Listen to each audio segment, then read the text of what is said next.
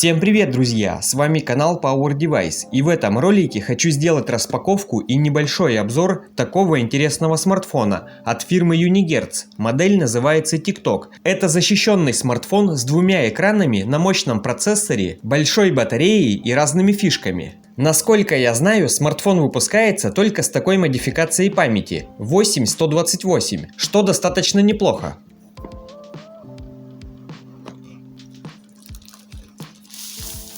Посмотрим всю комплектацию коробки, а потом перейдем к смартфону. В конверте имеется ключ-скрепка.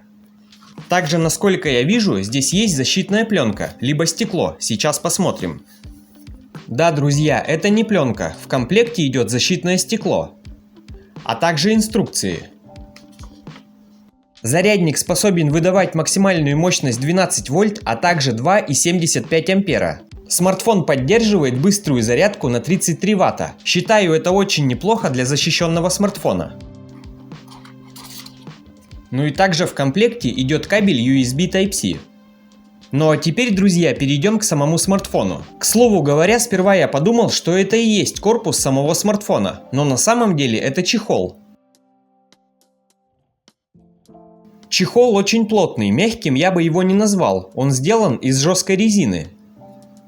Задняя поверхность смартфона выполнена в стиле карбон.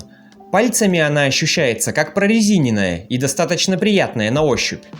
Рамки смартфона пластиковые, а вот прикручены они металлическими болтиками. С правой стороны находится кнопка включения, она же сканер отпечатков пальцев, а также качелька громкости. С левой стороны смартфона находятся еще две кнопки, а также лоток под сим-карту. Кстати, какие-то вот из этих кнопок либо эти программируемые, а какими-то из них управляется задний дисплей. Сейчас во всем разберемся. Посмотрим, что вмещает в себя лоток. Как мы видим, сюда можно установить две нано-сим-карты, либо одну сим-карту и карту памяти. Естественно, лоток имеет окантовку из резины.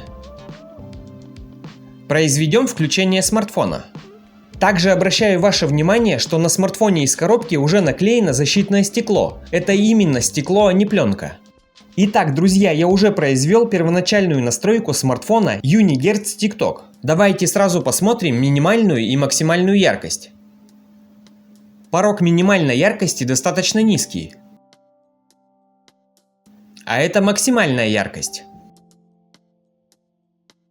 Я установил приложение CPU-X, давайте посмотрим характеристики смартфона. Процессор. Конечно, я уже изучал характеристики этого смартфона. Здесь установлен процессор MediaTek Dimensity 700, который поддерживает 5G. Вообще, это, конечно, достаточно современный процессор, который выпускается по 7-нанометровому техпроцессу. Это говорит о том, что данный техпроцесс будет поддерживать и без того установленную здесь большую батарею на 6000 мАч. Кстати, в паре с этим процессором устанавливается достаточно неплохой графический процессор Mali-G 57. Это значит, большинство современных и тяжелых игр он потянет без проблем. Также могу отметить, что данный процессор поддерживает память стандарта LPDDR4X. Также данным процессором поддерживается Bluetooth 5.1 и Wi-Fi 5-го поколения. Зайдем в приложение Sensor Box и посмотрим, какие датчики установлены на нашем защищенном смартфоне. Имеется акселерометр, датчик освещенности, компас, датчик приближения. К сожалению, температурного датчика здесь нет. Есть также гироскоп, естественно, звуковой датчик, магнитный и, что немаловажно, имеется датчик давления. Кстати говоря, что здесь есть датчик давления, я об этом не знал. По идее, из Play Market мы сможем установить любое приложение, которое поддерживает этот датчик. Установим этот. Действительно, я об этом не знал, но смартфон поддерживает датчик давления, то есть барометр. К слову говоря, друзья, на верхней рамке смартфона имеется инфракрасный порт. Это значит, что мы сможем использовать смартфон в качестве пульта, например, для телевизора или для других бытовых приборов. Я уже немного поразбирался с этим вспомогательным дисплеем, сейчас покажу, что он может. Когда мы блокируем основной экран, вот на эту кнопку мы можем вызывать вспомогательный дисплей. Конечно, я уже проверил, в настройках смартфона есть различные пункты, которые отвечают за этот дисплей, за его яркость и так далее. Первое, что мы видим на этом экране, это часы. Если сделать по ним двойной тап, то мы сможем менять циферблаты. Здесь их достаточно много. Также через сам телефон можно создавать свои циферблаты. Если смахнуть влево, то мы попадаем в приложение «Музыка». Естественно, прямо отсюда ей можно управлять.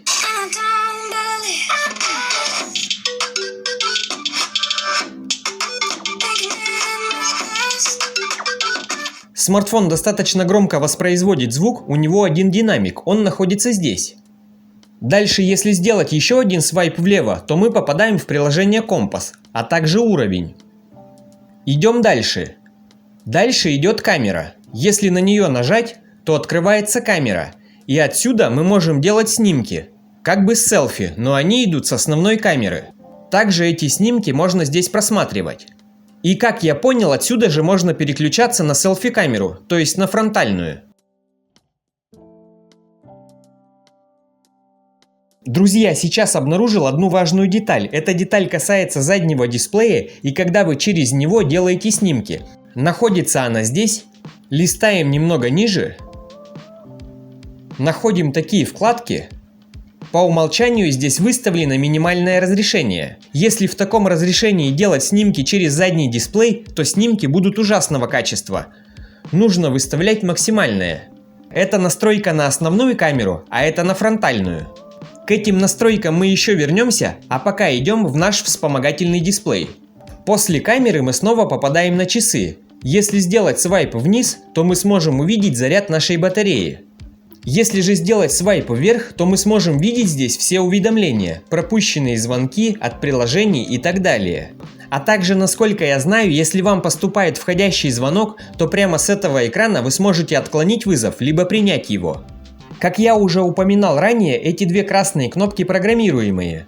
Если мы нажимаем нижнюю, то дисплей включается, либо выключается. Если удержать верхнюю, то активируется фонарик. Естественно, в настройках все это можно менять. Здесь можно изменять дисплеи часов, либо, как я уже говорил, создавать свои, из разных наборов, и даже добавлять свое фото. Также из настроек заднего дисплея можно выставлять время, через которое он будет засыпать, его яркость, Double Tap. Если эту настройку активировать, то двойное касание по заднему дисплею будет его пробуждать. Этой галочкой включаются уведомления заднего дисплея. А здесь мы можем выбрать те приложения, от которых мы хотим получать уведомления на заднем дисплее. Также здесь можно выбрать приложение, через которое мы будем слушать музыку, чтобы контролировать это через задний дисплей.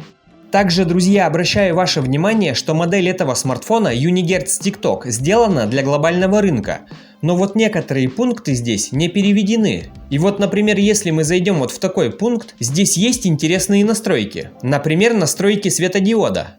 В смартфоне установлен достаточно яркий светодиод, и он меняет цвета в зависимости от его настроек. Светодиод можно настроить на зарядку, на низкий уровень батареи, также на пропущенные события, например, на звонки, СМС либо уведомления. И также можно менять цвет этого светодиода. Красный, зеленый и синий. Например, сейчас я выставил синий светодиод на уведомления. Настройка с разными цветами мне очень понравилась, это действительно удобно.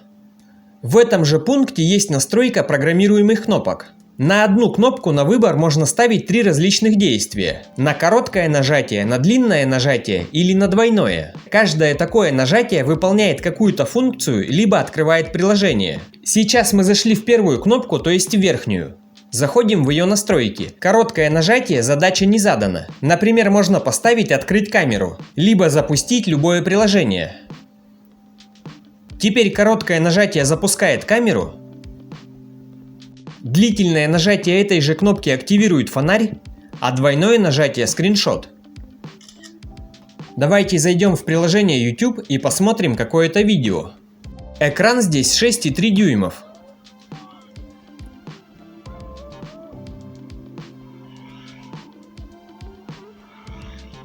В принципе, с процессором я не вижу никаких проблем. Та же лента YouTube прогружается очень быстро. Давайте проверим, приходит ли обновление на данный смартфон.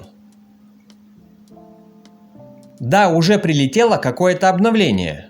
Вообще, раньше у меня на обзорах нередко были защищенные смартфоны, и я знаю в них некоторый толк. Сейчас слышал, что компания Unigertz активно развивается, и также они часто обещают обновлять свои смартфоны. Да и вообще, честно скажу, посмотрев этот смартфон внутри и снаружи, я не увидел каких-то отличий по качеству с теми же Yumi Digi или Blackview. По первым ощущениям, мне он очень понравился.